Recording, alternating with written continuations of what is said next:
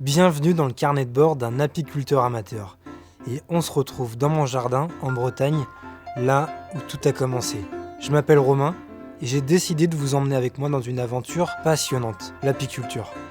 Depuis 1 an, je me prépare pour cette aventure en apprenant chaque jour un peu plus sur ces fascinantes créatures. J'ai même construit mes propres ruches. Bon, à la base, c'était pour faire des économies. Finalement, ça s'est pas passé comme ça vraiment. Enfin bref, je vais tout vous expliquer. Ensemble, découvrons ce que signifie vraiment qu'être apiculteur.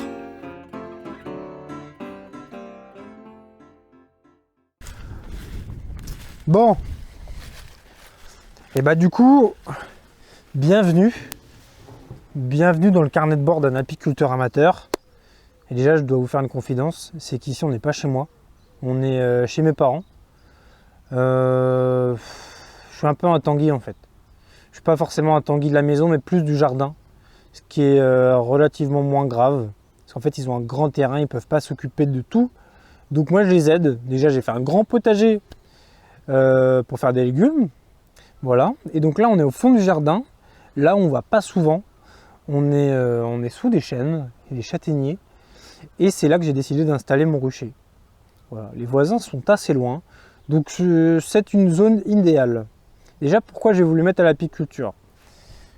Premièrement, parce que j'adore le miel. Je suis un grand consommateur. Et je trouve ça fascinant de voir comment les abeilles sont capables de créer cette matière. Et deuxièmement, c'est parce que le potager, il a besoin d'être pollinisé. Donc il y a déjà de la pollinisation naturellement, mais d'avoir des ruches ici, je pense que ça va aider. Voilà. Et moi maintenant, je vous propose qu'on parle matos un petit peu, parce que j'ai voulu faire mes ruches moi-même. Et moi, ça m'a passionné. Peut-être que vous aussi, ça va vous passionner. Là, justement, on est sur une de mes ruches que j'ai fabriquée. Voilà. Allez, allons parler un petit peu matériel. Alors, est-ce que l'apiculture, ça coûte cher ? Ouais, quand même. Ça demande du matos, parce qu'on ne peut pas aller rucher les mains dans les poches. Ça risquerait de mal se passer. Surtout quand on veut ouvrir les ruches. Donc, je vais vous montrer le starter pack, on va dire. Donc déjà ici on a l'enfumoir que j'ai allumé. Donc là il nous fait une belle fumée, ce qui est plutôt bon signe pour mon apprentissage parce que c'est pas si facile à utiliser. Il faut une fumée un peu spéciale pour les abeilles, une fumée froide pour pas leur faire de mal. Ensuite on a du petit matériel pour ouvrir les ruches et pour soulever les cadres. Là on a une petite lampe à souder, bah, ça c'est bien utile pour désinfecter le matériel, surtout quand ça s'allume. Voilà. Et aussi pour désinfecter les ruches quand il n'y a plus des abeilles. Ensuite, on a évidemment les ruches. Donc moi, les ruches, j'ai voulu les faire moi-même. Ça, c'est une ruche que j'ai faite. D'ailleurs, je suis plutôt content quand même. Là, j'ai fait un peu de pyrogravure. Donc c'est pour les personnaliser. Est-ce que j'ai fait des économies en faisant ça ? Non, pas maintenant, parce que en fait j'ai dû acheter le matos pour faire les ruches. Je pensais pas que ça demandait autant de matériel. Ça passe de la scie sous table à la raboteuse, à la défonceuse. Il y a plein d'autres trucs, ce qui fait que là c'est pas rentable. Mais ça m'a quand même permis de choisir mon bois. Ça c'est du Douglas, donc c'est le top du top parce que c'est résistant aux intempéries. Et en même temps, ça dure longtemps dans le temps. Il y en a qui parlent de 20 ans. On verra bien. Donc on en reparle dans 20 ans. On se refait une petite vidéo. Voilà. Ensuite, on va ouvrir la ruche maintenant. Ça, on va en reparler. Donc on a un couvercle. Tac. Ensuite, donc la ruche, ça se compose d'une hausse. Donc la hausse, c'est vraiment là où on va récupérer le miel. Pour nous en fait. La petite différence avec le corps de hausse qui est ici, c'est qu'ici il y a une grille qui va faire que la reine ne va pas pouvoir passer dans la hausse. Les abeilles si, puisque les abeilles sont un peu plus fines que la reine. Donc ensuite le corps du ruche. On a des cadres, voilà, des cadres qui vont être cirés. Donc là j'avais un truc pour vous montrer un petit bout de une petite plaque de cire, voilà. Donc ça, il faut que je les installe dans très peu de temps. Donc voilà, en gros, ça va donner ça. Et ensuite, les abeilles vont venir étirer la cire pour en faire ce qu'elles veulent. Par exemple, elles vont faire des alvéoles pour y mettre du miel, ou alors du pollen, ou alors du couvain. Donc le couvain, en fait, c'est les larves. Il y a des mâles et des femelles. Le couvain mâle est plus gros que le couvain femelle, et il peut y avoir aussi des reines aussi. Donc voilà. Donc ça, je vais remettre ça comme ça. Si ça veut y aller. Voilà. Donc c'est des ruches d'Adam. En hommage à la personne qui les a créées, le père d'Adam, il me semble, qui a passé sa vie, toute sa vie à faire de l'apiculture. Il a un peu transformé, on va dire, le métier. Et il a vraiment bien travaillé, puisque depuis, c'est resté quand même. Il n'y a pas eu énormément d'amélioration. Il y a d'autres ruches qui existent, mais moi, j'utilise des ruches d'Adam, puisque l'apiculteur à côté de chez moi est en ruche d'Adam aussi. Donc, pour demander des conseils, c'est quand même pas mal. Ensuite, qu'est-ce qu'il nous faut? Évidemment, une tenue. Voilà, ça, c'est ma tenue de l'année dernière. Donc, c'était une excellente mauvaise idée de prendre ça, puisqu'en fait, il n'y a pas de pantalon. Et les abeilles, je me suis rendu compte très vite qu'elles sont très malines pour trouver la faille du système. Donc moi, elles ont trouvé la faille de mon système, c'était les chaussettes. Donc ça passait à travers la chaussette, ça piquait, ça fait pas du bien. Voilà. Ça peut aussi rentrer dans le fut.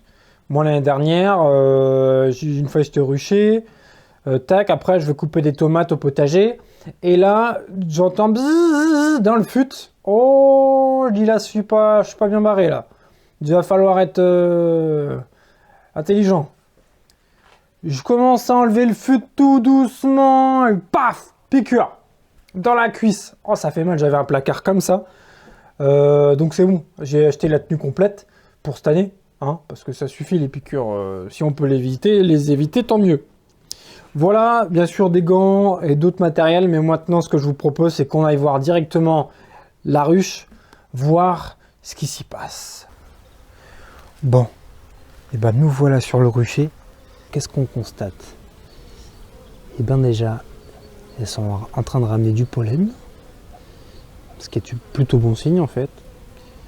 Le pollen en fait c'est leur protéine, ça va servir à nourrir les larves.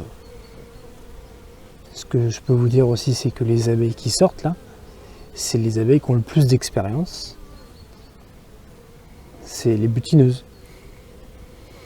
Et voilà, donc en fonction de l'âge de l'abeille, elles vont avoir différents rôles. Donc il faudrait que je révise un petit peu mon cours, mais il me semble qu'il y en a qui vont cirer les cadres. Il y en a d'autres qui vont justement récupérer le pollen des butineuses et les stocker dans les alvéoles. Donc voilà, c'est possible qu'il y a d'autres rôles encore. Il faudrait que je relise mon petit livre. Mais voilà, ce que je peux vous dire aussi, c'est que l'apiculture, elle a vraiment beaucoup changé depuis ces 40 dernières années. Il faut être beaucoup plus vigilant de ce que j'ai compris. Et c'est beaucoup plus difficile. À cause déjà des pesticides, comme les néonicotinoïdes, qui, il me semble que c'est mieux maintenant. Mais il y a une dizaine d'années, je crois que ça a décimé énormément de colonies. Et le gros changement, c'est aussi depuis, avec les maladies. Il y a le varroa qui est arrivé, il me semble c'est il y a 40 ans. C'est une sorte de petit acarien. Et ça peut décimer des colonies entières. Moi j'en ai dans cette ruche-là. Il y a eu des traitements qui ont été faits. Je pourrais en reparler. Et malgré les traitements, il y a toujours du varroa, hein. Le but c'est d'essayer de le contenir un petit peu, de faire en sorte que leur population n'explose pas.